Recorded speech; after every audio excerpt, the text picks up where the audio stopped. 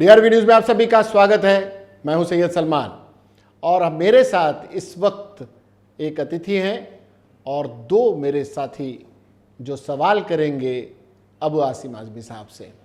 ये एक तरह का तीखे सवालों से भरा एक सेशन है जिसमें अबू आसिम आज़मी साहब हमारे साथ होंगे। अबू आसिम आज़मी साहब आपका बहुत बहुत स्वागत है। मेरे साथ हैं दैनिक भास्कर के वरिष्ठ पत्रकार विनोद यादव जी।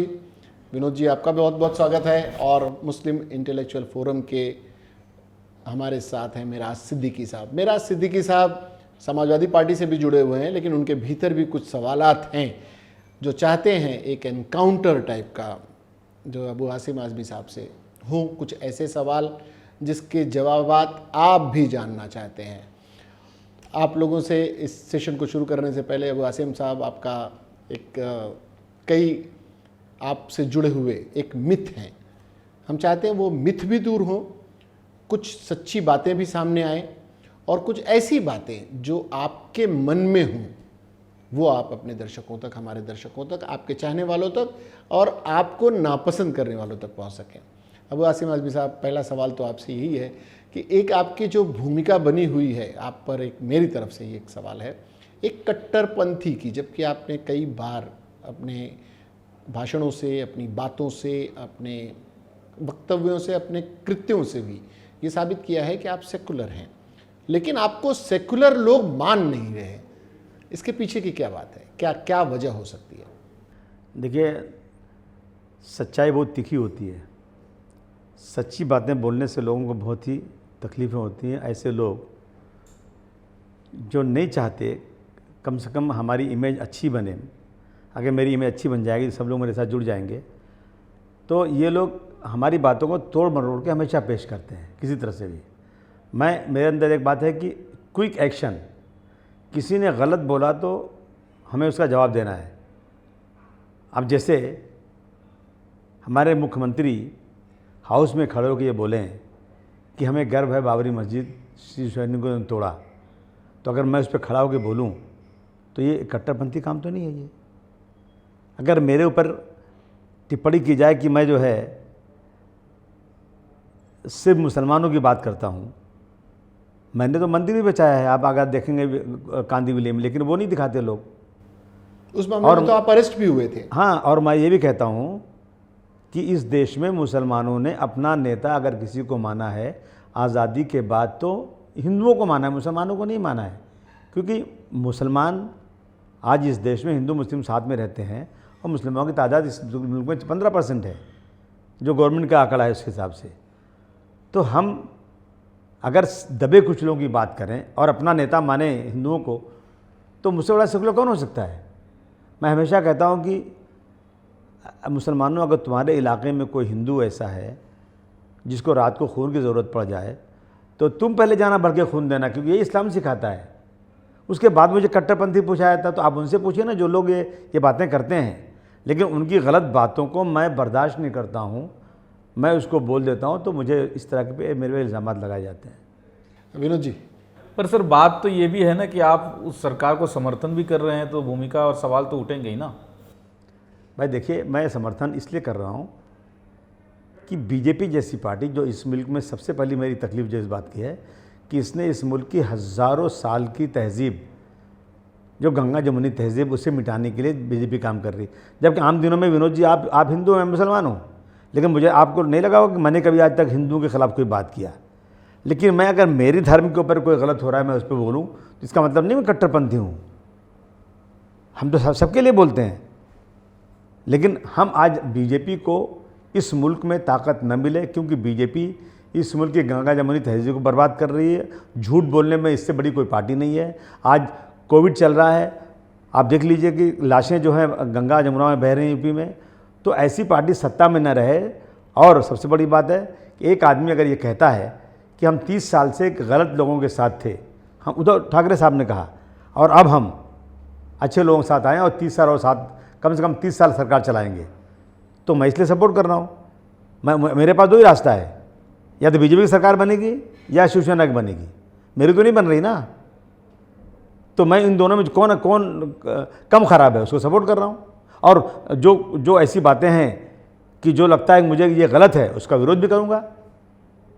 पर समाज तो ये भी देख रहा है कि सर आप जिस सरकार को समर्थन कर रहे हैं, 5% मुस्लिम समाज को आरक्षण की बात हुई 2014 में, ऑर्डिनेंस भी निकला, हाईकोर्ट में मामला गया, हाईकोर्ट ने भी कहा कि ठीक है शैक्षणिक क्षेत्रों में मुस्लिम समाज को 5% आरक्षण दिया जाए। आप समर्थन कर रहे हैं पर सर उस पर अभी तक कुछ हो नहीं पा रहा है, तो आखिर में ये क्यों हो रहा है कि जब आप समर्थन भी कर रहे हैं और अब मुस्लिम समाज को 5% शैक्षणिक उसके अंदर आरक्षण भी नहीं मिल रहा है? मैं समर्थन उठा लेता हूँ, कौन आ जाएगा चुन के?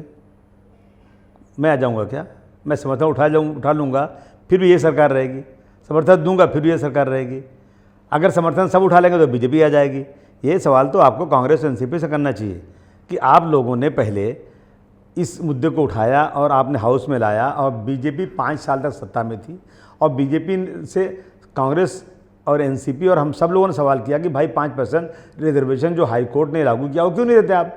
नहीं दिया उन्होंने। अब सरकार बीजेपी के शिवसेना के साथ साथ कांग्रेस और एनसीपी की भी है, ये सवाल उनसे पूछिए। पर सवाल सर समर्थन लेने या देने का नहीं है, मुद्दा ये है कि आरक्षण आखिर में क्यों नहीं मिल रहा है, और अगर नहीं मिल रहा है तो उसके लिए आपको क्या लगता है कौन जिम्मेदार है? हाँ, साथ साथ में आपके जो कांग्रेस एनसीपी के समर्थक दल हैं आपके साथ, या आप उनके समर्थन में हैं, उनके मुस्लिम रहनुमा क्या करते हैं? अगर आज कोई ऐसा रास्ता हो कि मेरे समर्थन न करने या करने से 5% रिजर्वेशन मिल जाएगा तो मैं अभी तैयार हूँ वो काम करने को, चाहे समर्थन देना हो चाहे छोड़ना हो। लेकिन सवाल ये पैदा होता है कि मेरे समर्थन देने नहीं लेने से कुछ नहीं होता है, लेकिन बहुत सारे सवालात रिजर्वेशन से और ज़्यादा भी हैं जो बीजेपी के आने से और ख़राब हो जाते हैं। तो अब ये सवाल कांग्रेस और एनसीपी से पूछना चाहिए। ये लोग दोगली नीति अपनाते हैं, और जब अभी एक सरकार कभी गिर जाए, ख़त्म हो जाए, और अल्लाह न करे, ऊपर वाला न करे कि फिर से बीजेपी की सरकार आ जाए, तो फिर ये कांग्रेस एनसीपी के लोग एक इश्यू उठाएंगे कि भाई 5% रिजर्वेशन क्यों नहीं दिया जाता है। और अभी हाउस में भी भुजबल साहब ने एक दिन बोला कि आप लोग 5% रिजर्व रखेंगे तो खिलाफ हैं। भाई वो खिलाफ हैं, आप तो नहीं खिलाफ हो ना, आप दो ना। ये दोगली नीति है इनकी, मुसलमानों को देना कुछ नहीं है, सिर्फ और सिर्फ इनका वोट लेना है और इनको लॉलीपॉप देना है। देखिए 1.5-2 साल होने को आ गए हैं महाविकास अघाड़ी की सरकार बने, रिजर्वेशन नहीं मिल रहा है, उस पर जो पार्टियां कांग्रेस एनसीपी बिल्कुल खामोश हैं। फिर अभी हज कमेटी है, उर्दू एकेडमी है, माइनॉरिटी कमीशन है, वक्फ बोर्ड है, न इन कमेटियों का गठन हुआ है, न इनके चेयरमैन अभी तक बनाए गए हैं। तो क्या काम होगा? ऐसा क्यों हो रहा है? क्या लगता है आपको, क्या वजह हो सकती है? नहीं, हमारी लीडरशिप खामोश है। जो कांग्रेस एनसीपी के लोग हैं या उसमें जो हमारी लीडरशिप है वो बिल्कुल से घुटने टेक करके सिर्फ मंत्री बनना चाहती है। इन इश्यूज़ पे एहतजाज नहीं करते हैं, और उनको लगता है कि हम बोलेंगे तो हमारा मंत्री पद छिन जाएगा। पूरी ताकत के साथ ये मांग करना चाहिए। ये तो सरकार की जिम्मेदारी है ना, ये तो सरकार ने, कोई मुसलमानों ने थोड़े बनाया ये तो सब सरकारों ने पास किया कि ये कमेटियाँ होना चाहिए। हज कमेटी, वक्फ board, Urdu academy, minority commission, ऐसी बहुत सारी चीज़ें हैं जो बिल्कुल अवॉइड की जा रही हैं, और इस पर बोलने वाला कोई नहीं। हम लोग तो बोलते हैं बार बार, लेकिन बातें सुनी नहीं जा रही। आप देख रहे हैं, आपने हाउस के अंदर भी सुना होगा, बाहर भी सुना होगा, हमने कई बार इस उठाया। ये वो लोग जो मंत्री पद पर बैठे हैं उनको ये कहना चाहिए कि साहब हमारी कम्युनिटी हमसे बार बार सवाल करती है कि आपने इन सब चीज़ों पे आज तक बनाया नहीं, क्या जवाब? तो अब अल्लाह के सामने बताना चाहिए, ये जवाब ही नहीं देते कुछ। तो क्या सर आप ये कहना चाह रहे हैं कि जो कॉमन मिनिमम प्रोग्राम बनाया गया है वो चाहे उत्तर भारतीयों के संदर्भ में हो या महाराष्ट्र के हित के संदर्भ में हो या माइनॉरिटी के संदर्भ में हो, अब ये सरकार उस पर पूरी तरह से अमल नहीं कर रही है? आप बार बार उसको पॉइंट आउट भी कर रहे हैं, फिर भी उस पर अमल नहीं हो रहा है? देखिए ऐसा है ना कि मैं खुल के कह दूं कि 2014 में जब मोदी जी आए ना, तो मोदी जी ने स्टेज पर टोपी पहनना मना कर दिया। मोदी जी ने भाषण किया कि यहाँ सिर्फ कब्रिस्तान बनता है, शमशान नहीं बनता। यूपी की बात कर रहा हूँ, जहाँ बिजली आती है रमज़ान में, दिवाली में नहीं आती। और मोदी जी इन चीज़ों को लेकर मेजॉरिटी में चुन के आ गए। उसके बाद जब बीजेपी की जब इलेक्शन हुआ गुजरात में, तो इन्होंने कहा कि अगर यहाँ पर कांग्रेस जीती तो अहमद पटेल बन जाएंगे चीफ मिनिस्टर। अभी आसाम में जब इलेक्शन हुआ तो कह दिया अगर यहाँ पे कांग्रेस जीतेगी तो उनका चीफ मिनिस्टर बनेगा बदरुद्दीन अजमल। समझा आपने? तो इन चीज़ों के ध्रुवीकरण इनके करने से क्या हो रहा है कि सारी पार्टियों के दिलो दिमाग में ये बात आ चुकी है कि अगर मुसलमानों के बारे में कोई बात किया, मुस्लिम कहीं भी हम लोग पब्लिसिटी के लिए किसी को लाए, मुस्लिम लीडरशिप को कहीं हमने उजागर किया, तो हमें मेजॉरिटी का वोट नहीं मिलेगा। मैं समझता हूँ ये सबके दिलो दिमाग में बात आ गई है, मोदी जी की स्टार्ट की हुई चीज़ है ये, और आज कोई भी पार्टी मुसलमानों की बात मायने करने को तैयार नहीं है, सिर्फ वोट लेना चाहती है बस। तो इस मानसिकता के को रोकने के लिए क्या करना चाहिए? ये तो बहुत खतरनाक है। सेकुलर हाँ, पार्टी बिल्कुल पूरा तो देश का खतरनाक है। ढांचा चरमरा जाएगा इससे। मुस्लिम लीडरशिप को मजबूत करना चाहिए, और जो लोग जहाँ वो बिकाऊ ना हो, वो अपनी आवाज़ मजबूती से रखें, चाहे उनको मंत्री पद मिले या ना मिले, रिज़ाइन कर दें, लेकिन वसूल से पीछे ना हटें। यही उसका रास्ता है। तो ऐसी लीडरशिप आपके दौर में काफ़ी समाजवादी पार्टी को इस्तेमाल हुआ, उसमें कई लोग शामिल हुए, कई लोग चले गए, तो वो उभारने की कोशिश तो हुई, लोगों ने दिल खोल कर आप लोगों का समर्थन किया। तो वो लोग आज कहाँ हैं? हमने महाराष्ट्र में बहुत कोशिश किया, और अगर महाराष्ट्र में जो लोग हमारे साथ थे, अगर वो हमारे साथ रहते, बिकाऊ नहीं होते, सत्ता की लालच में भागते नहीं, तो शायद हम वो काम आज कर सकते थे। लेकिन क्या होता है, जब जिनको कोई पूछता नहीं, उनको हम लाते हैं, पार्टी में मेहनत करते हैं, और उनकी जो पहचान बन जाती है, तो ख़ास तौर से कांग्रेस और एनसीपी ये सोचने लगती है कि अब ये लीडरशिप बढ़ेगी तो इसी वोट में शेयर करेगी, तो उन छोटे लोगों के कंधे पर हाथ रख के चाय पीने के लिए बुला लेते हैं। तो उनको लगता है कि अब तो मैं बहुत बड़ा आदमी बन गया, अब तो समाजवादी पार्टी तो एक क्षेत्रीय पार्टी है। महाराष्ट्र में कांग्रेस और एनसीपी ये बड़ी मजबूत पार्टी है, तो ये लोग बेचारे जो कसम खा के मेरे साथ में आए थे धोखा नहीं देंगे, वो बेचारे भाग के चले जाते हैं, और वहाँ लीडर नहीं चपरासी बन के पड़े रहते हैं।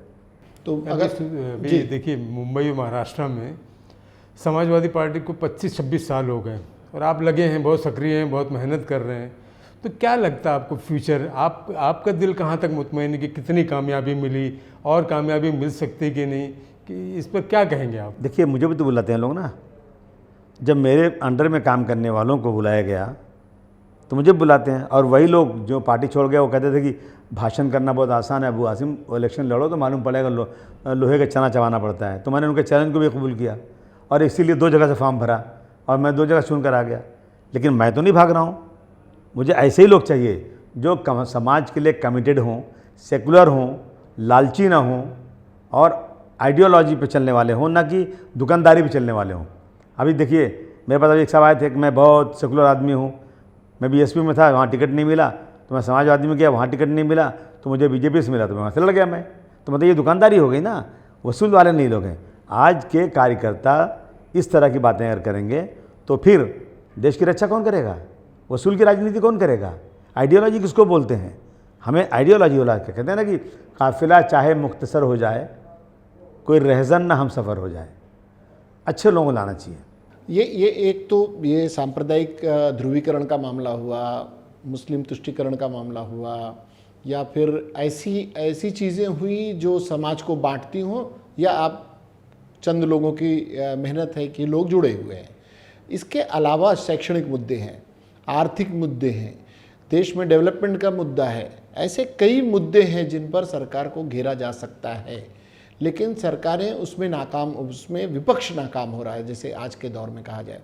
उसमें क्या भूमिका आप तलाशते हैं, अपने आप की या आपके समविचारी दलों की? देखिए, आपने तुष्टीकरण जो लफ्ज़ कहा आपने ना जी, तो तुष्टीकरण का मतलब होता है कि ज़्यादा उनको सपोर्ट करना, जी, ज़्यादा जो मिलना चाहिए उससे ज़्यादा देना। मैं समझता हूँ कि मुसलमानों का तुष्टीकरण कौन कर रहा है? कोई नहीं कर रहा है। अरे जो उसको मिलना चाहिए कानून के हिसाब से, आबादी के हिसाब से, संविधान के हिसाब से, वही नहीं मिल रहा है। उससे ज़्यादा तो किसी ने आज तक दिया ही नहीं है। बीजेपी लगाती है कि समाजवादी पार्टी या कांग्रेस ये मुसलमानों को तुष्टीकरण कर रही है, उनको वो भी हजम नहीं हो रहा है। तो मेरा ये कहना है भाई कि इश्यूज़ हैं, लेकिन हमारे देश में कहा ना, किसी बड़े एक राइटर ने, बुद्धिजीवी ने कहा है कि जो लोग राजनीति में धर्म को बीच में लाते हैं ना, समझना कि वो सरकार निकम्मी है और गलत लोगों के हाथ में सरकार है। तो आज के लिए यही लोग लाते हैं, लोगों को जज्बात भड़का के। अरे भाई, इश्यूज़ बिल्कुल यही होना चाहिए कि देश की तरक्की कैसे हो, धर्म अपने पास रहे, मंदिर मस्जिद अपने पास रहे, जो कानून के मुताबिक काम हो वो काम हो, लेकिन हर व्यक्ति अपने धर्म पर चलते हुए इस देश के लिए समर्पित हो, और इस देश के आखिरी आदमी को 2 रोटी मिले। कम से कम इस देश में रहने वाले हर आदमी के पास कम से कम मरती हालत में 2 कमरे का घर हो, इतनी आमदनी उनकी हो कि वो अपने बाल बच्चों को इज़्ज़त के साथ, सम्मान के साथ पाल सकें। ईद आए, बकरीद आए, होली आए, दिवाली आए, किसी से 1 रुपया मांगना नहीं पड़े, वो लोग अपने पैसे से त्यौहार मना सकें और पड़ोसी को भी 2 रोटी खिला सकें। ये इशू होना चाहिए। लेकिन इन सबसे बड़ी issues बात यह है कि मैं ये चाहता हूँ कि जब सरकारें इलेक्शन लड़ती, कोई भी पार्टियाँ इलेक्शन लड़ती है ना, एक मैनिफेस्टो बनाती हैं और उन मैनिफेस्टो में बहुत हरी हरी बातें रहती है, बहुत खुशी की रहती हैं, लेकिन जैसे इलेक्शन ख़त्म हो जाता है, चुन जाती है ना, तो वो मैनिफेस्टो साइड में रख दिया जाता है। तो अब उस मैनिफेस्टो को बंधन बना देना चाहिए कि अगर उस मैनिफेस्टो पे काम नहीं किया आपने, तो आपकी सरकार को प्रेसिडेंट हो, गवर्नर हो या कोर्ट में जाकर उस सरकार को बिल्कुल निलंबित कर दिया जाए, उसे कैंसिल ख़त्म कर दिया जाए, उसे राजकाज छीन लिया जाए। आपने मुझे कहा कि भाई आप मुझे 500 रुपया दीजिए, मैं आपको ये चीज़ दूंगा। मैंने 500 दिया, आपने वो चीज़ नहीं दिया, चीटिंग हुई ना मेरे साथ। आपने कहा मुझे वोट दीजिए, मैं आपको रिजर्वेशन दूंगा, मैं आपको आप किसानों को एक फसल का 1.5 पैसा दूंगा, मैं लोगों को बैंक का लोन दूंगा, स्कूलों में पढ़ाई अच्छी होगी, फीस नहीं लूँगा, बिजली की बिल कम होगी, उससे कम, ये सब आपने कहा, प्रॉमिस किया आपने और लिखित दिया आपने, और चुन के आने के बाद आपने इन पे काम नहीं किया। तो दिस इज चीटिंग। ये केस होना चाहिए, वो सरकार को ख़त्म कर देना चाहिए। अगर ये हो जाएगा तो जो लोग भी मैनिफेस्टो बनाते हैं उनको उस मैनिफेस्टो पे कायम रहना चाहिए पड़ेगा। सर, आपने कहा कि जिन लोगों को आप बड़ा करते हैं वो दूसरी पार्टियां उनको ले जाती हैं। आपकी छवि जो है एक राष्ट्रीय नेता की हो गई है। आपको उत्तर प्रदेश में भी बुलाया जा रहा है, महाराष्ट्र में आपने 2 सीटों से चुनाव जीत के ये बात को साबित भी की है। तो सर, ये कौन लोग हैं जो आपको भी बुला रहे हैं? क्या ये राष्ट्रीय पार्टी हैं? और आपको ऐसा नहीं लगता है कि आप एक क्षेत्रीय पार्टी में है, समाजवादी पार्टी एक क्षेत्रीय पार्टी है, तो आपको किसी राष्ट्रीय पार्टी में जाके बड़ा काम और कर सकते हैं? राष्ट्रीय पार्टी है कौन सी? एक ही तो बची है, कांग्रेस। और कौन राष्ट्रीय? नहीं, तो आपको बुलाने वाले क्या कांग्रेस है? एक AIMM ऑल इंडिया लिखते हैं। कितने 7 MLA चुनकाते हैं 1923 से। एक राष्ट्रीय पार्टी अब अपने को है मुस्लिम लीग, जो केरल में खाली है। तो ले दे के राष्ट्रीय पार्टी मुझे लगता है एक ही कांग्रेस है, और कांग्रेस का बिल्कुल पतन हो रहा है। कांग्रेस जो इस देश में 92 तक पूरे देश पे कब्जा करके हुकूमत चलाती थी, हम लोग न चाहते हुए न जानते हुए भी जाके ठप्पा मारते थे। हमारे बाप दादाओं ने हमेशा कांग्रेस को वोट दिया, लेकिन 92 के बाद कांग्रेस की हालत ख़राब हुई, और कांग्रेस की आज ये हालत हुई कि बंगाल में सीट नहीं मिली। उन्होंने 70 सीटें लिया बिहार में, और लेकर के लालू की पार्टी को डुबा दिया। तो ये हालत कांग्रेस के, जाएँ तो कहाँ जाएँ? हमें एक उम्मीद की किरण जो नज़र आती है वो अखिलेश यादव जी में नज़र आती है। मुझे ही नज़र नहीं आती कि मैं उस पार्टी का हूँ। बहुत सारे लोग जो विदेशों में रहते हैं, जो भारतवर्ष की राजनीति को बड़े नज़दीक से देखते हैं, पढ़ते हैं, उनका कहना है कि हम पूरे भारतवर्ष का आज हम दौरा करते हैं, पढ़ते हैं, देखते हैं, मंथन करते हैं, तो हमें लगता है कि एक व्यक्ति है जो फ्यूचर में भारतवर्ष की बागडोर संभालने के काबिल है, जिसका नाम है अखिलेश यादव जी। तो क्या सर यही वजह है कि आपका एक पैर कभी मुंबई में, कभी आप बनारस में दिख रहे हैं, कभी आजमगढ़ में हैं, कभी प्रयागराज में है, कभी आप भदोही में दिख रहे हैं? तो अब 2022 में जो वहाँ पे एक महायुद्ध होने जा रहा है, उसके लिए आप अपने आप को राष्ट्रीय छवि के रूप में वहाँ पे प्रस्तुत कर रहे हैं? सर, मेरी छवि कोई प्रस्तुत नहीं करना है। मेरी छवि एक छोटे से कार्यकर्ता के रहे तो भी चलेगा। मुझे कोई इंटरेस्ट नहीं अपनी छवि बनाने का, लेकिन मुझे ये इंटरेस्ट ज़रूर है कि ये देश सेकुलर रहना चाहिए। इस देश में हिंदू मुस्लिम की भाईचारगी जो हमने बचपन से गांव में देखी है, हमेशा वो बरकरार रहना चाहिए। हमारे देश का जो संविधान है वो बरकरार होना चाहिए। अगर चाहे 1947 में देश विभाजित हुआ तो हमारे बाप दादा पाकिस्तान नहीं गए ना, हमारे बाप दादा यहीं थे। हम उनको यकीन दिलाया गया था कि इस देश के अंदर हिंदू मुस्लिम सिख ईसाई यही हैं इस देश के सिपाही, इनके साथ पूरा इंसाफ होगा, धर्म के नाम पर कोई किसी के साथ जुल्म नहीं होगा। हम लोग यहाँ रहे, भारतवर्ष जिंदाबाद, पाकिस्तान मुर्दाबाद बोलते रहे, लेकिन आज जो सरकार 2014 से आ गई है ना, ये इतनी ओछी हरकतें करती है कि इसके पास कोई विज़न नहीं है, सिर्फ हिंदू मुस्लिम को लड़ाकर करती है। तो मैं आज बगैर किसी के बोले हुए, मेरा एक कर्तव्य होता है कि मैं ऐसे लोगों को जो इस देश के संविधान की धज्जियाँ उड़ा रहे हैं, जो दलित और मुसलमानों को निशाना बना करके उनके साथ जुल्म ज्यादती कर रहे हैं, मैं अपनी जितनी भी सेवा दे सकता हूँ ऐसे लोगों को सत्ता से हटाने के लिए मेहनत करूँ। इसीलिए मैं कहीं प्रयागराज में दिखता हूँ, मैं प्रयागराज में, मैं इलाहाबाद में दिखता हूँ, और मैं जो है जौनपुर में दिखता हूँ, मैं प्रतापगढ़ में दिखता हूँ, और मैं लखनऊ जा रहा हूँ।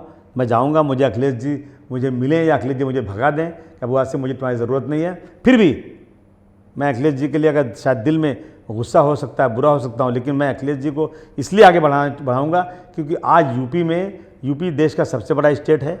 और मैं आपसे पूछूं कि बीजेपी की लड़ाई किससे आज है, कौन बीजेपी के साथ लड़ रहा है, तो आप सब ये कहेंगे कि अभी बीजेपी की लड़ाई समाजवादी पार्टी से है। इसलिए समाजवादी पार्टी का वोट बैंक कोई काटने ना पाए, ये वोट बैंक रहे ताकि समाजवादी पार्टी बीजेपी को हरा दे। और ये जो नफ़रत वाले लोग हैं जिन्होंने इस देश को बांग्लादेश से भी नीचे कर दिया है, ऐसे लोग गद्दी से उतर जाएं। इसलिए मेहनत कर रहा हूँ, इसलिए भाग दौड़ कर रहा हूँ। तबीयत ख़राब होने के बाद भी जा रहा हूँ और जाऊँगा, इसलिए कि मुझे डॉक्टर भीमराव अम्बेडकर साहब के संविधान की कदर करना है। मुझे मौलाना अबुल कलाम आज़ाद के वो जुमले जो कि मत जाओ इस मुल्क को छोड़ करके, वो याद दिलाना लोगों को, और इस देश से संविधान को बचा करके ऐसे लोग जो अंग्रेज़ों के तलवे चाटते थे उनको हटाना है कुर्सी से। एक क्या लगता है 22 में यूपी में बाइसिकल चलेगी और अखिलेश यादव की विकास थ्योरी काम करेगी या योगी की हिंदू मुस्लिम राजनीति, क्या लगता है? देखिए ये तो अल्लाह ही जाने क्या होगा, लेकिन आज हवा चल रही है साइकिल की। आप खुद बता दीजिए कि क्या हो रहा है। लेकिन ये लोग कुछ ना कुछ ऐसी चीज़ लाने की कोशिश करेंगे कि लोगों के जो धूमीकरण करें और पोलराइजेशन करें। लेकिन देखिए मैं कह रहा हूँ कि मंदिर और मस्जिद ये तो अपनी पर्सनल चीज़ें हैं, लेकिन इंसान की भूख, इलाज, ये सब इन सब चीज़ों को प्रायोरिटी होना चाहिए। मैं उन लोगों से जो लोग बीजेपी की जिंदाबाद कर रहे थे, मैं उनसे पूछूं कि बीजेपी ने अपना कौन सा वादा पूरा किया, एक बता दो। 2 करोड़ को नौकरी देंगे, एक नौकरी नहीं मिली। 3, 4, 5 करोड़ लोग नोटबंदी के बाद बेकार हो गए। आपने कहा ब्लैक मनी ख़त्म हो जाएगी, ब्लैक मनी और बढ़ गई। और उसके बाद कहा आपने जब नोटबंदी हो जाएगी तो आतंकवाद कम हो जाएगा। मैं सुबह बैठता हूँ टेलीविज़न पर, जब टीवी खोलता हूँ तो सबसे पहले दिखता है कि आज जो है पाकिस्तान के भेजे हुए न जाने कौन कौन सी दहशत गर्दी के लोग आए हैं वहाँ पर, और वहाँ पर गोली चल रही है, सिपाही का भी मर रहा है, कभी आतंकवादी मारे जा रहे हैं। ये रोज़ का काम हो गया ये तो। लेकिन नोटबंदी ने तो ये सब खत्म कर दिया था ना। नोटबंदी ने सब खत्म कर दिया था, लेकिन नोटबंदी ने सब बढ़ा दिया, सब झूठ। और मोदी जी ने कहा था, मैं नहीं कह रहा हूँ, चिल्ला कर 50 दिन मुझे दे दो भाइयों और बहनों, 50 दिन के बाद अगर इस नोटबंदी का फ़ायदा नहीं हो, आतंकवाद ख़त्म नहीं हो, ब्लैक मनी ख़त्म नहीं हो, तो मुझे किसी भी चौराहे पर बुलाना और सज़ा देना, मैं सज़ा के लिए तैयार हूँ। बुलाइए ना, सज़ा दीजिए। झूठ, अरे भाई ऐसा झूठ बोलते हैं बेचारे, कहते वो फलाना आदमी मेरे साथ चाय पी रहा था परसों, वहाँ बोला 200 साल पहले मर चुका है। इस तरह की बात है ये कोई। तो ये जितने हरबे इस्तेमाल करने हैं वो अगर वो कर सकते हैं तो बाकी पार्टियां क्यों नहीं कर पा रही हैं? खासकर समाजवादी पार्टी उन्हीं चीज़ों को उसको काउंटर क्यों नहीं कर पा रही है? देखिए कंप्यूटर बांटना, एक किसी बच्चे के हाथ में एक मोबाइल दे देना किसी परिवार का, वो लोगों को दिखाता फिरता है कि मेरे परिवार ने मुझे एक मोबाइल दिया है। अखिलेश जी ने लैपटॉप तक बांट दिया, उसके बाद में भी लोगों ने उन्हें नहीं चुना और सड़क पर ला दिया। तो ये विकास लोगों को चाहिए नहीं, या आप जो विकास देना चाहते हैं वो समझा नहीं पा रहे हैं।